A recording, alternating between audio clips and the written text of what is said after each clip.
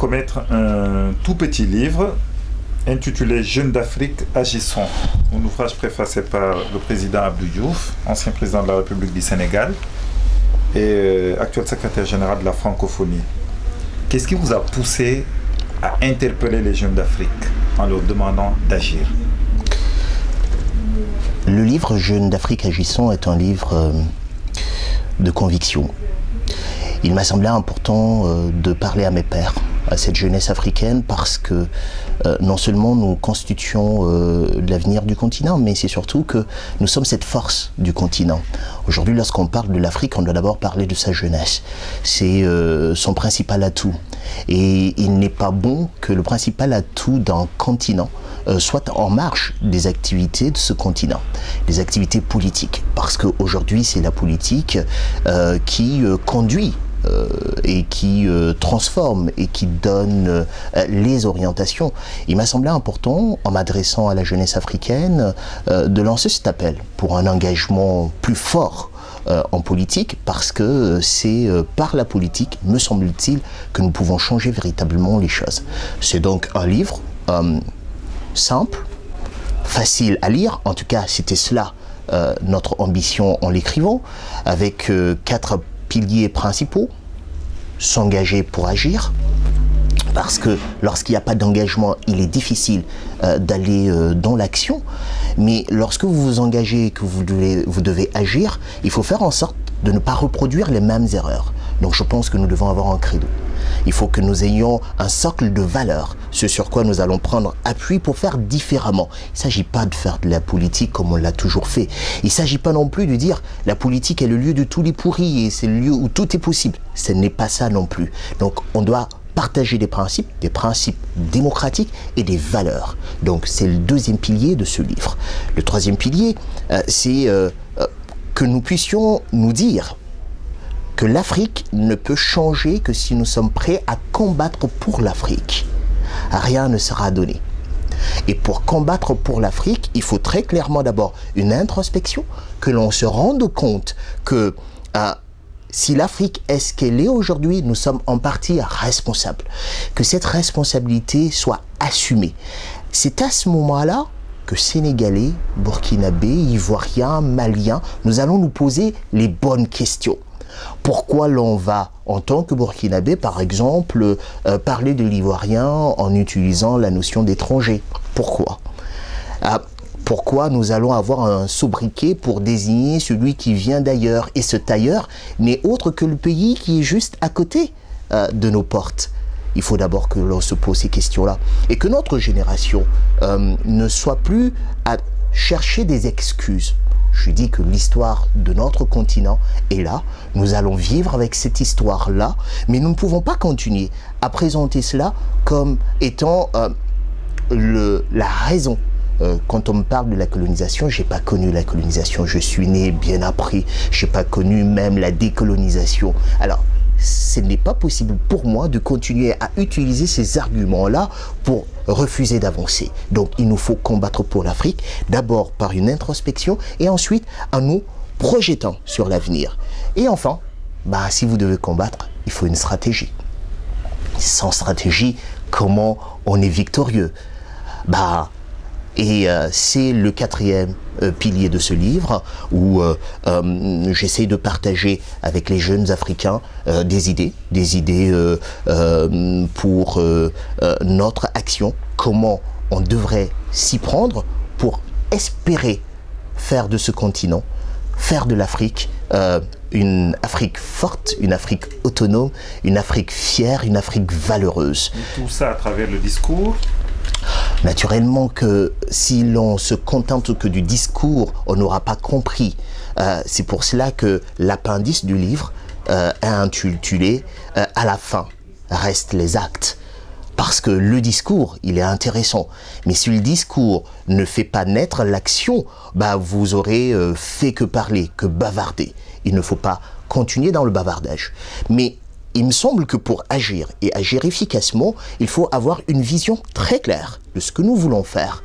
Et si vous ne prenez pas le temps de la réflexion, vous serez dans des actions ponctuelles, épisodiques, mais rien sur la durée qui permettent d'enclencher le changement, pas le changement juste des hommes, mais le changement des pratiques. Et vous savez bien que les pratiques sont d'abord portées par une pensée, par un mode de fonctionnement. Et c'est pour cela que je commence par les idées. Mais les idées doivent préparer l'action. Le titre du livre, c'est « Jeunes d'Afrique, agissons ».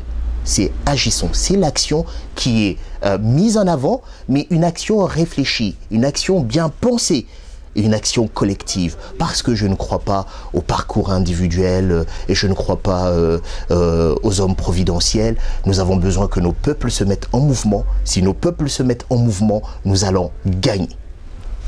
La question que je voulais vous poser, M. Thiem Touré, est cette invite que vous faites à la jeunesse africaine à investir le champ politique.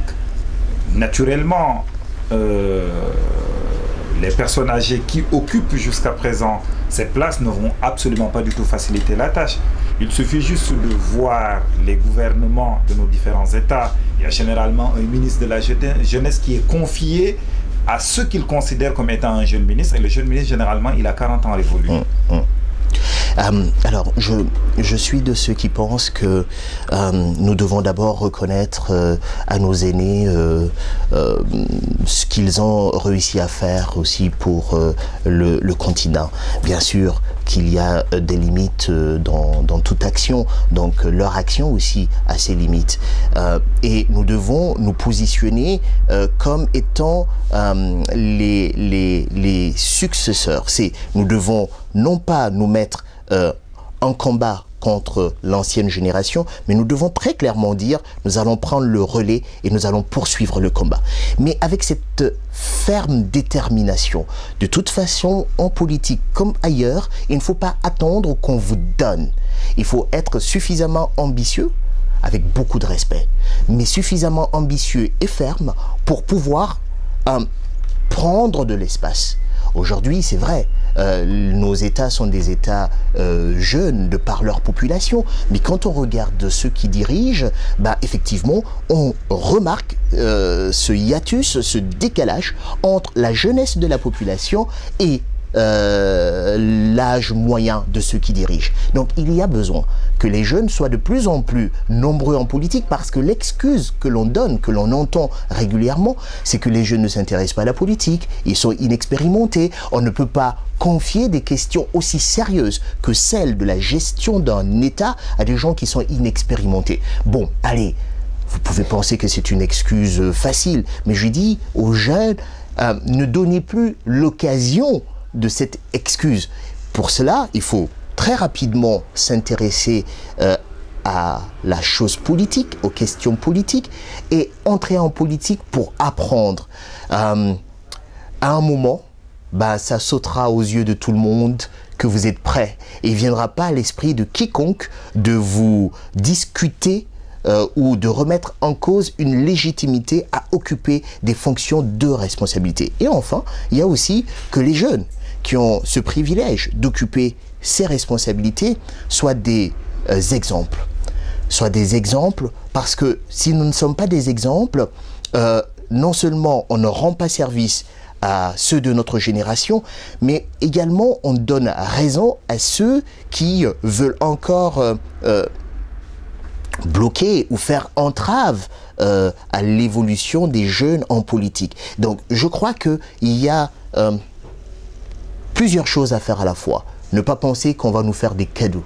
Non. Et je dis, on ne va pas non plus tomber dans un jeunisme béat. Ce n'est pas parce que nous sommes jeunes que nous avons la science infuse. Ce n'est pas parce que nous sommes jeunes que nous avons réponse à tout. Ça n'est pas cela. Mais vous conviendrez avec moi que lorsque vous avez dans certains pays 70, 75, 80% de la population qui a moins de 35 ans, il est hors de question de ne pas retrouver ces jeunes, mais au plus haut niveau. C'est comme ça que la population aussi se reconnaît en ses dirigeants. Et j'invite les jeunes à ne pas baisser les bras, à se dire que là aussi ça fait partie du combat, et que plus tôt nous nous engagerons en politique, plus vite nous serons matures, et plus vite nous accéderons au poste de responsabilité, mais ce n'est pas juste ça la finalité, c'est pas accéder à un poste de responsabilité, c'est pouvoir agir. Donc lorsque vous voulez des leviers, il faut avoir une bonne conscience de ce que vous allez faire afin de ne pas décevoir. Aujourd'hui, notre génération n'a pas le choix. Nous ne devons pas décevoir. Je pense que nous sommes la génération de tous les espoirs et il nous faut pouvoir relever le défi et perpétuer ce combat-là, en tout cas le faire avancer très clairement. Nos grands-parents se sont battus pour les indépendances. Nos parents ont essayé d'installer les premières structures nationales.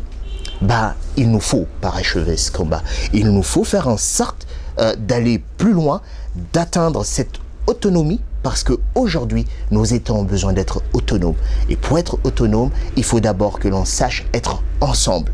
Si nous sommes ensemble, nous serons davantage plus forts et nous allons pouvoir penser notre avenir ensemble. Quelle est fondamentalement la différence entre le jeune Sénégalais et le jeune Ivoirien? En dehors d'une appartenance à un État, que voulez-vous?